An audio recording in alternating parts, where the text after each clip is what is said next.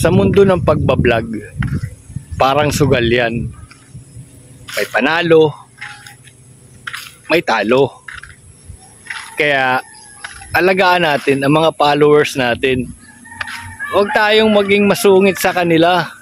Kasi kung walang followers, kahit anong content ang inagawa mo, kung wala ka namang followers, ay hindi ka rin mapapansin. Kaya mahalin natin ang ating mga followers. Siyempre, makisalamuha rin tayo sa mga kapwa natin content creator. Kasi makakakuha tayo ng iba't ibang idea sa kanila, yung style na pagbablog nila. Pero wag din yung agayahin.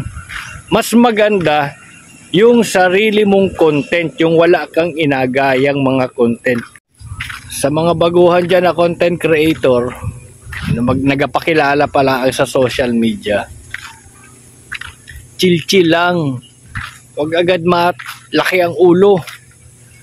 Dahil pag yun ang inugali ninyo sa mundo ng pagbablog, nako, awang ko lang kung kayo mapansin. Sa mga kapwa ko content creator dito sa Marinduque, shoutout Marinduque Vloggers. Ang lupit ng laro nung Sunday.